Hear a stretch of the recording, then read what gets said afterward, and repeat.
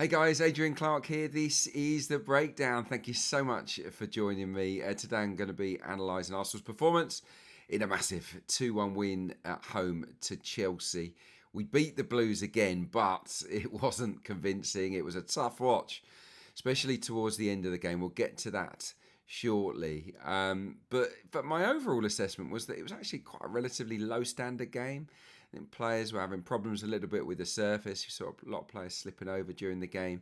I thought inside the final third in open play, neither team really impressed greatly. And of course, that's probably why the 3 goals that were scored in the contest all came from set pieces. Like, it was a good battle, but ultimately, I didn't think it was vintage Arsenal. I didn't think it was vintage Chelsea either, to be perfectly honest. It was a very strange game.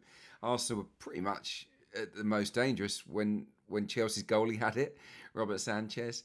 We put the press on, put that squeeze on, and they looked vulnerable every single time. I wouldn't grumble at all about Arsenal's work rate in the game. The application was absolutely there. We actually ran 7.5 kilometres further than Chelsea, who I thought were quite laborious at times. A bit pedestrian, very, very patient.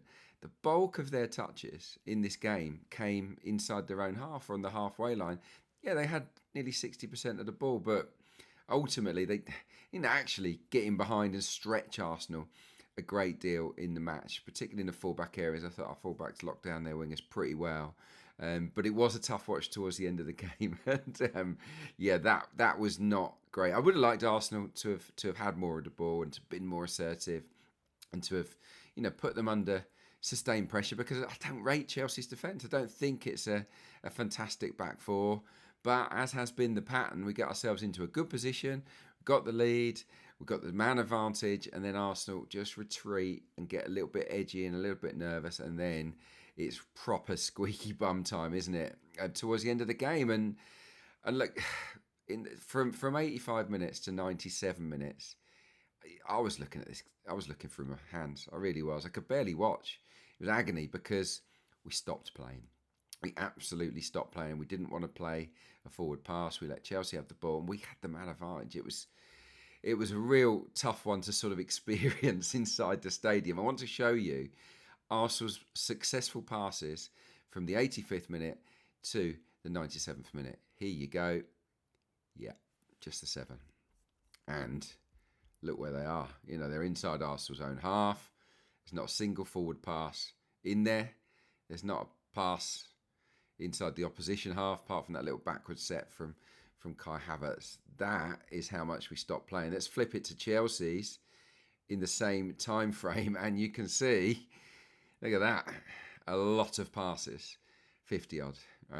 And this is from 85 minutes to 97, the final whistle. They didn't get behind us much. There's not many forward passes in there either, to be perfectly honest.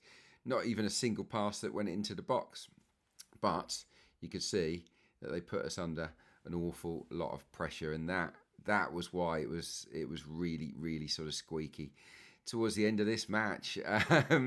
What I would give Mikel Arteta credit for is the change he made in the second half. It's only 10 minutes in, and basically Leandro Trossard had been playing, and I thought he was playing okay.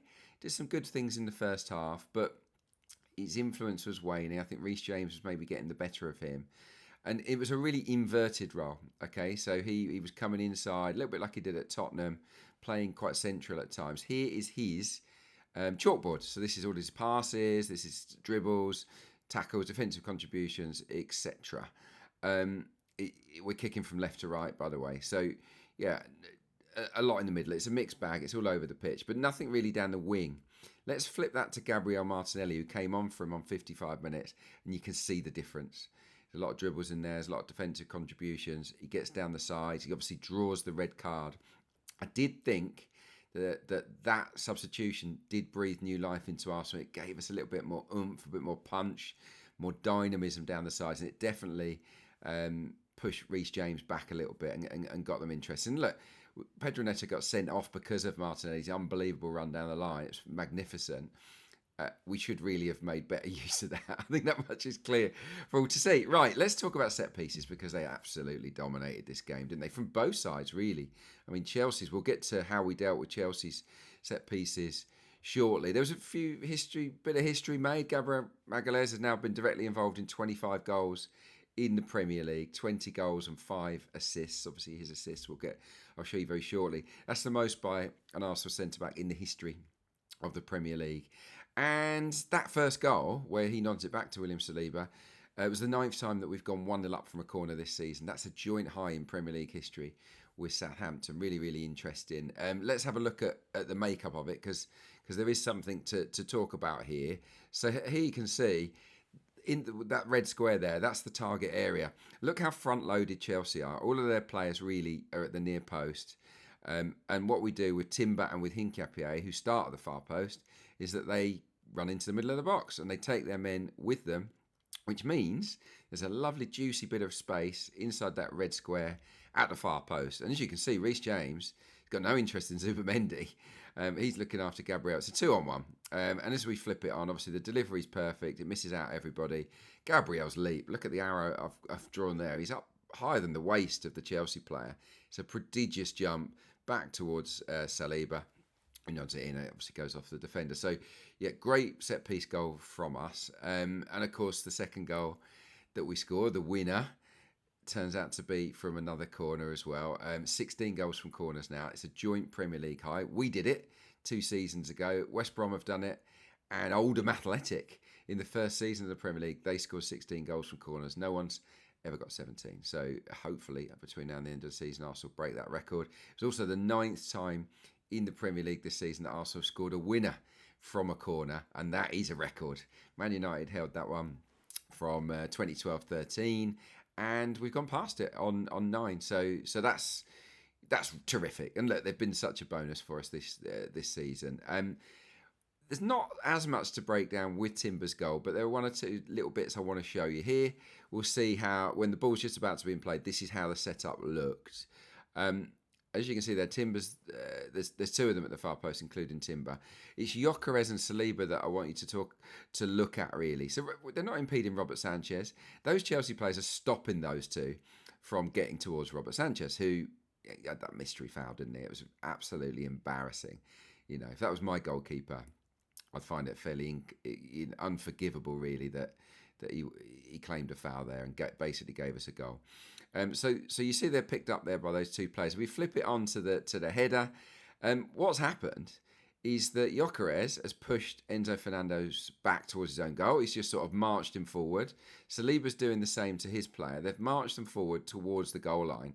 And what that's done is opened up space where they were, on the edge of the 6-yard box, and that's where Timber meets the ball, and that's where Timber scores. It's a 2v2, and it's created by those 2 players sort of frog marching the Blues defenders back towards their own goal line. Nothing to do with the goalie. And Timber gets a valuable goal, his 4th of the campaign. In terms of good performers, in terms of the outfielders, the fullbacks did okay. Probably would pick out Saka, particularly from the first half. But in general, I think even though he didn't have a huge impact on the game on face value, he did make some nice contributions. He created 4 chances, for example. No one came close to that. He made 20 passes inside the final third. No one got near that. I think the next closest player was 12. He won possession back for the team 6 times. That was the most of any Arsenal player. He won 3 fouls. He had the joint most touches in the opposition box with Gyökeres, and he won the joint most amount of duels, along with Gabriel Magalhaes. Some nice moments as well. I want to just rewind the clock to that first goal and the build-up. The way we won the corner, it was actually great play down the right involving Saka. Here's the moment. Gyökeres holds the ball up, feeds it to Saka, and Timber makes a great underlap. It's a brilliant underlap. Gets away from Cole Palmer, who's a bit lazy. And he plays that one-touch pass Saka down the sides. Timber crosses it. It hits Fernandez when we win the corner. You remember this chance as well. Gyökeres got on the end of a long ball. There were a few of those in the game. Deflected cross to Eze. He sets it back to Saka. Lovely little touch part. Lovely sort of weighted pass to Timber, who goes past his man and really should do better with his shot. And here's something in the second half. Lovely move, actually, when they were down to 10 men. Havertz into Saka. He sees it early, doesn't he? Plays that one-touch pass around the corner for Eze, who runs on. And a left-footed shot isn't bad. It draws the foul from... It just draws the save, rather, from Robert Sanchez. So yeah, Saka was involved in some nice moments. Not phenomenal game from him, but I think he did pretty well. He's probably the best of the forwards in this game. Right, let's talk about Chelsea's corners because they were really dangerous. I mean, every time Reece James had it, I thought they were going to score. It was pretty scary, wasn't it? Just want to go through a few of them and look at our setup a little bit.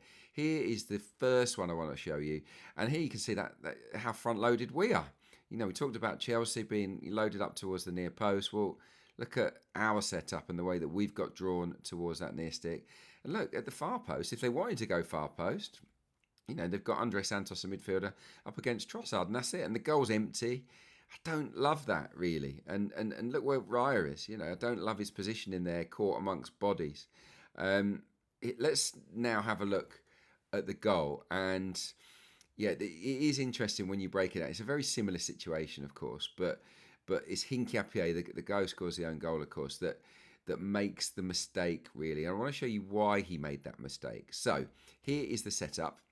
Reece James has got it. And so Hincapié is there at the near post. You can see I've labelled him there. And that blue circle is the space in front of him. He's thinking, oh, this is all right. I've got this space here. I'll come and attack the ball, and it's not going to be a problem. The trouble is, all of Chelsea players want to get into that near post space and crowd him. And that's what happens as we wind it on. And what happened was, because he saw them all coming out of the corner of his eye, he jumps out, Hincapié. He jumps out, and he jumps too far.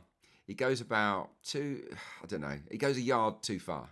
And that means that when he jumps, he's there too early or too late. I can't remember which one it is, really. But he doesn't time his jump right because he's run too far.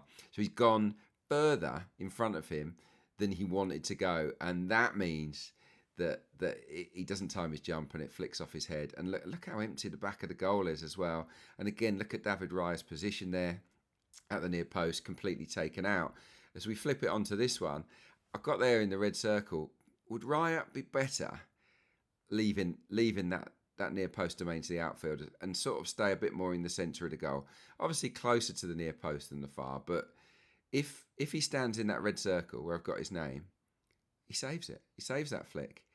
He protects the rest of the goal. But where he stands, any kind of touch, and it's an open goal. So can David Raya maybe think about revising his position? Now, of course, if we flip it onto this one for the second half, where he punches the ball off the top of João Pedro, and you say, well, no, we want him to go out there and be decisive and go and attack these corners in a way that Robert Sanchez didn't. But if he doesn't get that punch and they flick it again, it's a goal, isn't it? So it is a difficult situation. Here's another example, actually, from the second half. We had a few let-offs, actually. It's another corner. This time it's a near post flick. And Raya is at the near post, but he doesn't come all the way. And as we can see here, it falls to João Pedro. The near post flick happens, falls to João Pedro, and he's got most of the goal to aim at. The red arrow there is where he should put the header. The white arrow is where he puts the header, and David Raya makes the save. I would suggest that that's a big miss from João Pedro. So the way that we set up from corners, I think, can get better. I think David Raya's position, even though he was unbelievable in the game, so he made that incredible save, didn't he? From another corner where it hits Rice's arm. And for me, that probably was a penalty. He was fouling the player. He had his arms wrapped around the defender, or the attacker rather, and it definitely comes off his arm. I was surprised that VAR didn't give a pen for that. They scored from the resulting corner, of course, but the save that Raya made, sort of clambering back, unbelievable reflexes, great reaction time from David Raya. So yeah, he was brilliant, but I do think maybe he can get less involved at that near post and cover a little bit more of the goal by staying put, just in case those flick-ons occur. In central midfield, I thought we had a bit of a problem because we had Rice and Zubimendi, who I think we all agree are probably a little bit tired at the moment. And Eza really played as a second striker. He played really, really high, which left the two of them kind of on their own. And Chelsea had a three-man midfield to all intents and purposes. They had Enzo in there with Andre Santos and Moises Caicedo, so they were outnumbered a bit. And then Cole Palmer came in off the left and also overloaded in that area, which complicated matters a little bit more. So I want to show you some examples of how that impacted us in the game. from a negative point of view. So here's the first clip. Here you see the ball's hoiked on to João Pedro, and Enzo Fernandez is kind of on his own because he's spare. Rice has gone. This came from a long kick. Rice went to squeeze up, so he's out of the game. Zubamendi's got Palmer because Timber had pushed up for the press when the keeper had it. So he's had to take Cole Palmer, which means there's a big hole for Enzo Fernandez to stride into. And from that particular attack, he strides on and has a shot, and he draws a save out of David Raya, low to his right. So that was a situation where our midfield two, as there's nowhere to be seen really, that our midfield two completely stretched and pulled apart doing different jobs. There's a big hole for them in midfield. We had a few. There'll be one more example I want to show you in a second in regards to that. We had a few let-offs. This is another one, big one actually. Here you can see the ball set back to Reece James. Martinelli goes to close down, leaves Reece James, which is probably a mistake. And I want your eyes to be drawn to Zubamendi at the far post there with Cole Palmer. Also, Saliba, there's a bit of a big gap there between himself and João Pedro. Too big, probably. The ball comes in, and Saliba doesn't do enough. Look at his position in there as João Pedro gets in front of him. It's not decisive defending, but look how Palmer's got away from Zubamendi. And that from that flick on, he's very, very close, Cole Palmer, to getting on the end of it and scoring. Now, I said about the midfield being stretched and players sort of asked to do different jobs. This is a good example towards the end of the game when Christian Norgard was on the pitch. Here, take a look at it. So Norgard's gone to half close down one of the Chelsea players. The ball gets played into Gusto, who's in the Palmer role. He comes across and drags Zubamendi with him. So those midfield two are kind of taken out of the game. And then look where Reza is. He's so high, and he's got to really be where that red arrow is. He's got to have sensed the danger and got back to be close to Moises Caicedo, who receives the little set, and you'll remember that chance because he hits it left-footed, he cracks it, and it only just misses the top corner. So that was a really good opportunity for Chelsea. And then there's the big one at the end, isn't there, where they break through and we're a little bit all over the place. The ball comes out to Garnacho, and we'll freeze it here because I think Gabriel is too preoccupied here with João Pedro. He wants to get in a fight, and there's a big, big gap between him and Saliba. It's too big. Shouldn't have that between two centre-backs. They've got to be much tighter than that, because if Gabriel is 5 yards inside, he deals with the cross. He doesn't deal with the cross. We know that. The ball comes in, it misses both him and João Pedro, and it's an unreal save from David Raya. It's one of the saves of the season because he sees it so late. He's distracted by those two coming across his sight line, and the reactions, the athleticism, it's just on a different level. So we'll get straight to player ratings. David Raya's the man of the match for me, quite clearly. 9 out of 10. Phenomenal shot stopping, good distribution. Yeah, I've been slightly critical of his positioning from some of the set pieces, but he still had a very, very good game. Timber's a 7. I thought he was good down the right hand side with Saka. I thought they linked pretty well actually. They didn't. I mean, Palmer gave him problems, but I think he defended okay. Saliba and Gabriel are both going to get a 6. I thought João Pedro was a bit of a handful for them, and I didn't think some of their defending inside the box was entirely convincing. They're okay. Obviously, Gabriel and Saliba played a brilliant part in that first goal. We shouldn't forget that. But in general play, I think they're more of a 6 than a 7. Hincapié, I think, is a 7. I liked it. I liked what he did. It wasn't a problem, was it, in terms of dealing with Neto, who's very quick, and I think he's just settling into that role as left back. Hincapié, so good game from him. The entire midfield, I'm going to go 6. Is Zubamendi, Rice, and Eza. Eza had some moments, of course, had some shots and did some good stuff, but didn't dominate the game. A few loose touches. Rice, I think, hurt himself a bit. He wasn't quite himself, although he put in some great deliveries, of course, particularly for the corner.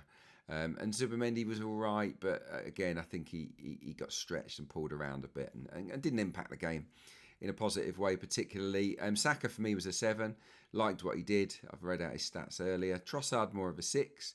Obviously got the hook quite early. And Gyökeres, I'd probably go for a 5. It feels a bit harsh, but I like the way we flipped him in. I think it's 3 times in the game. We went long. He got down the sides, 1v1 with the centre-back. Often it was Chalobah. And every single time he kind of messed it up a little bit. And I think he needs to be better in those situations because one-on-one, centre forwards, he dreams of those situations and he didn't make the most of them. And yeah, I didn't think it was Victor's day, really. So I'm going to only give him a 5. As for the subs, Havertz and Norgard, pretty quiet, 6s. Martinelli, 7. That run to get Pedro Neto sent off was quality. And Mikel Arteta, I think I can only go to a 6 for Mikel in this game. Obviously, Nicolas Jover probably gets an 8 or a 9. But in terms of like getting his... He doesn't want the players to sit off. I know that. I know that he didn't want Arsenal to have 7 passes in the last 12 minutes of the match. He wanted just to control the game and get up the pitch. So that was on the players. But can he have a bit more influence from the touchline? Can he change the course of a match when things aren't going so well with a change? And I think he did it partly with Martinelli, but overall maybe not enough. And yeah, he was maybe a touch passive on the touchline in this particular game. But look, we got over the line. Arsenal win. It's 3 massive points. It was hard work. It was hard going in terms of the watch, but it's huge in terms of the title race. And it just keeps us ticking over, doesn't it? Ahead of a big game against Brighton on Wednesday. I'll be back on Thursday to break that one down. Thanks so much for the likes. Thank you for all the comments. I do read them. And I'll get back to as many of you as I possibly can. Thanks for subscribing as well. We're getting up towards 26,000 now, which is just amazing. So thank you so much for getting them on board and for what basically watching pretty much every video. I know a lot of you are there every single time, which is awesome. So that's it from me for now. I'll be back after the Brighton game to break it all down. See you then.